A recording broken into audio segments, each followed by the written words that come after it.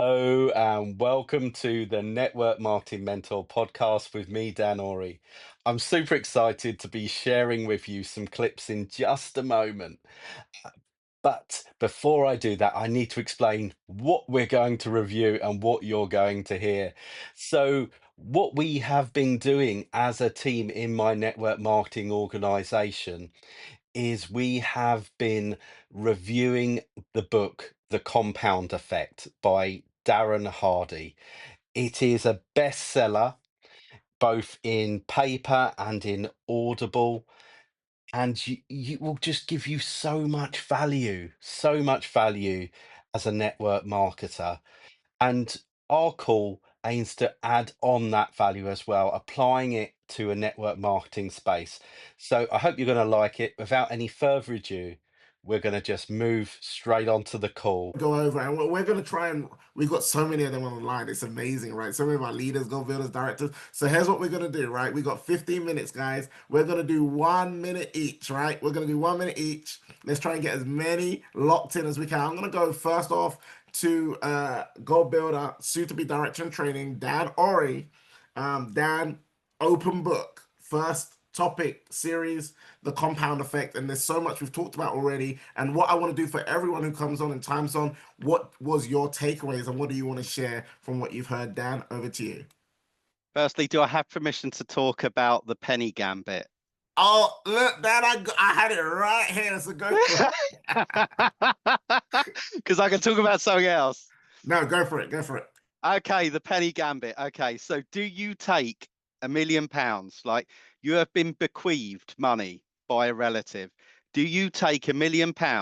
So, or do you take Gold Builder? Do you get 9 people on board?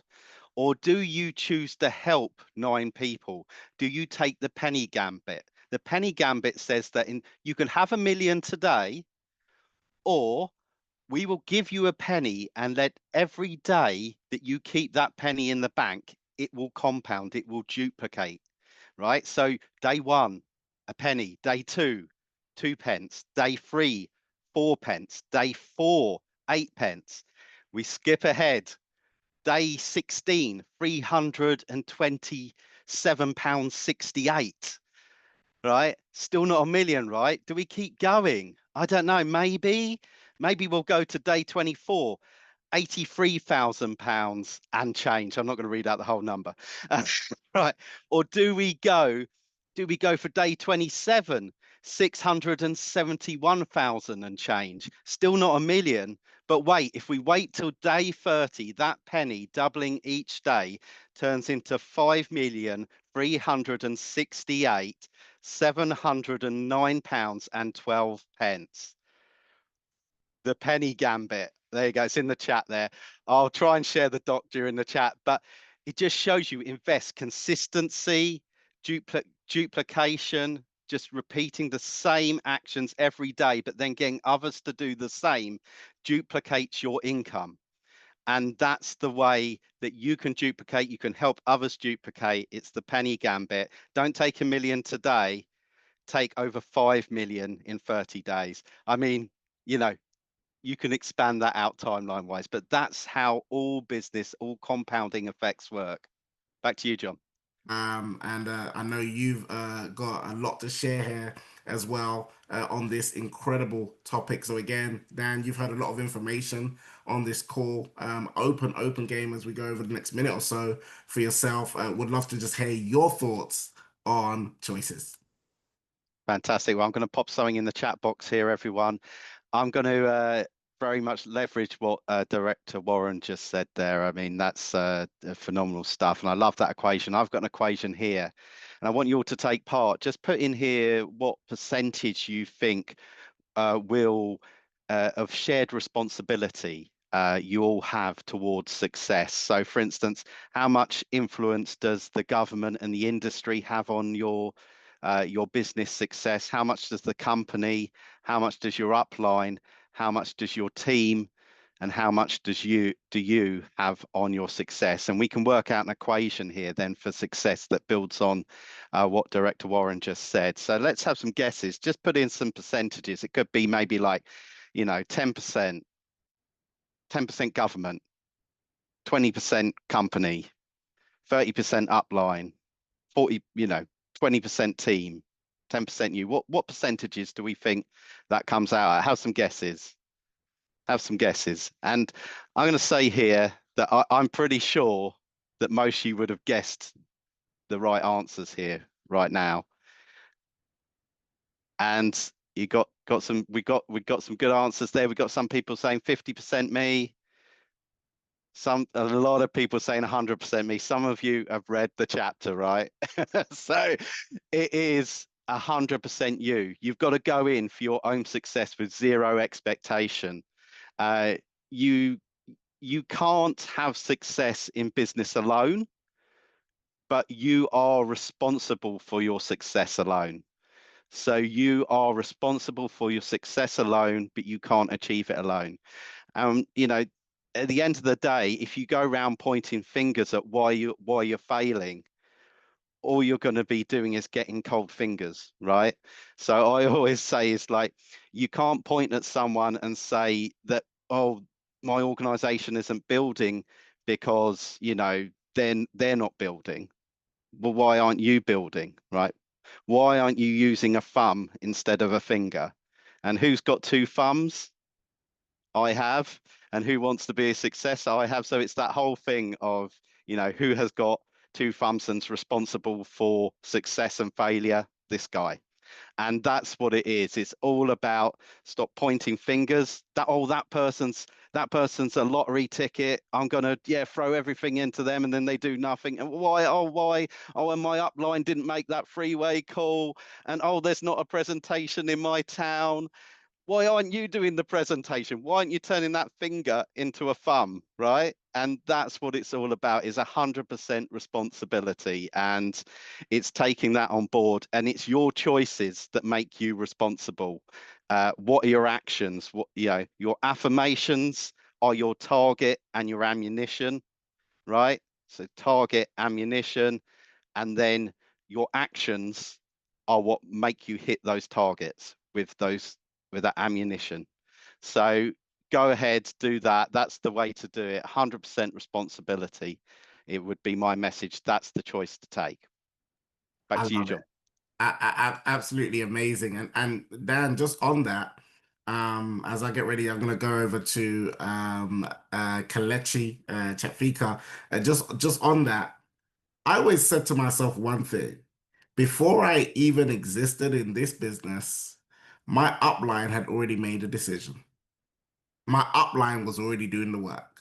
Because how did I get here? How did I get here if I'm thinking, oh, my upline was already doing the work before I got here. Now it's my time and my turn, right? So I love that. Great stuff, Dan. To Dan Ori, who is going to just chime in, and we're just going to flick through a few of our leaders here as we get ready to close out this call. Dan, straight over to you. Thank you, Director John. So there is a great example in the book here, The Compound Effect, but I'm going to give you a real life example which almost mirrors it. I'm going to talk about running into the flames. So this is where your desire must overcome the danger. Okay, I'm going to tell you a true story. Happened to me. This is a true story. Let me tell you this true story about a house I lived in. This house was actually converted into flats, and I had flatmates. My flatmates were nice people. Some of them worked in the petrol station next door. When I say next door, this petrol station was like 10 meters from our front door to the pump. It was that close. We could hear people filling up.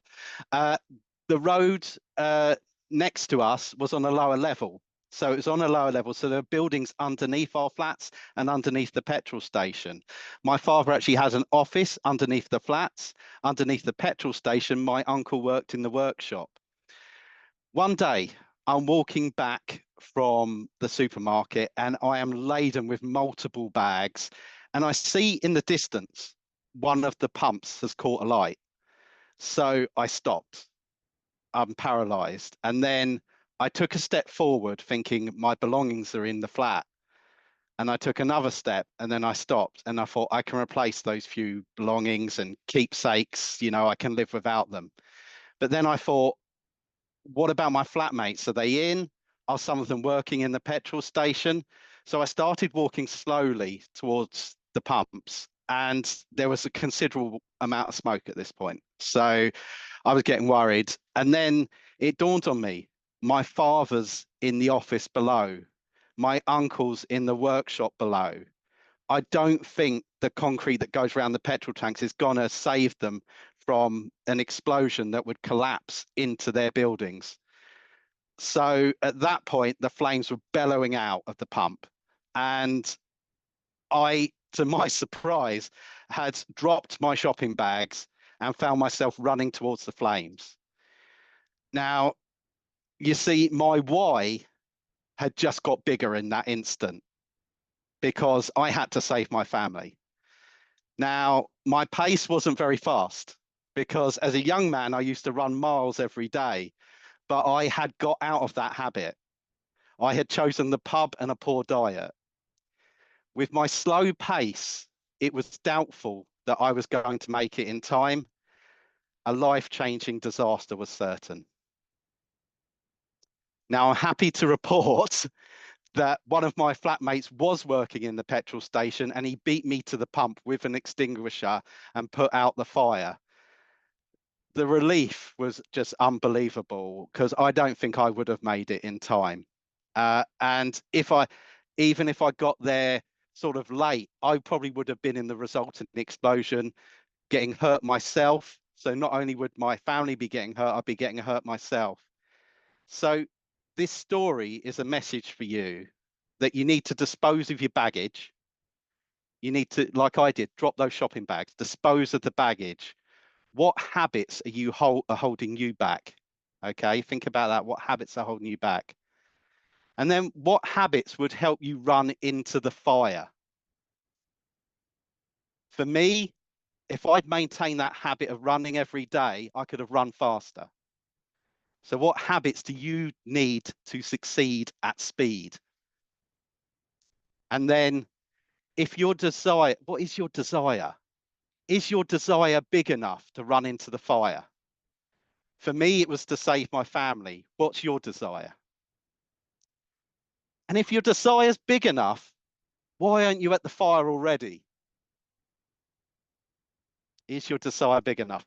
You've got to run unburdened by bad habits. You've got to run assisted by good habits. You've got to run to the fire. You've got to run now. Back to you, Director John. Wow. Wow. And wow. And I could see those wows in the chat because that in and itself is a lesson and a great lesson for all of us to really understand and take hold of. And it's real. Like you said, Dan, that's real. Um, and I'm sure we can all think of moments, right? And again, like Charmaine said, thank you for that, sharing and vulnerability. We can all think of moments where we could have done something, but were we in position?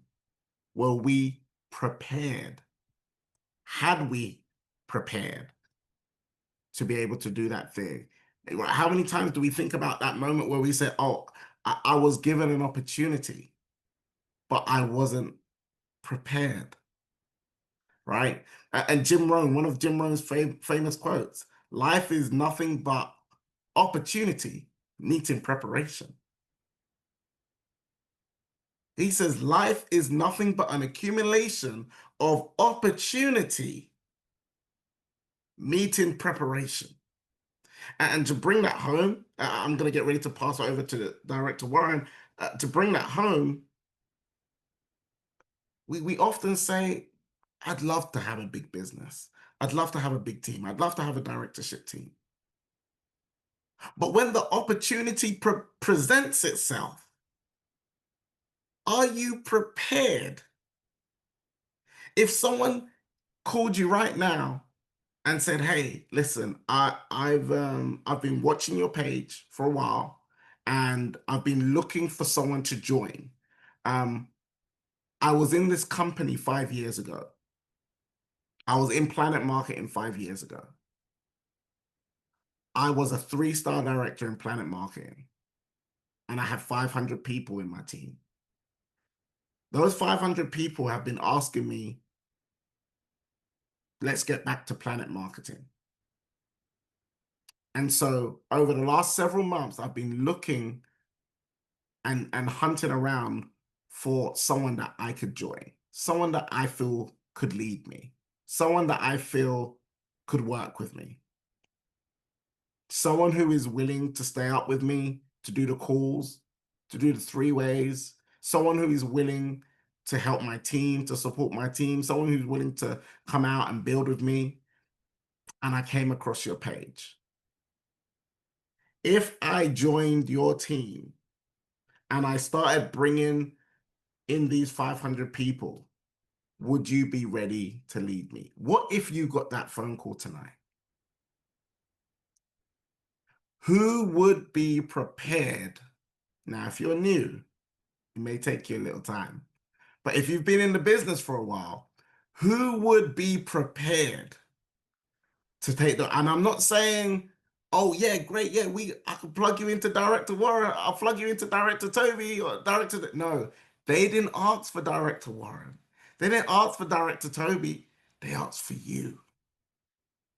They've been following you. Who would be ready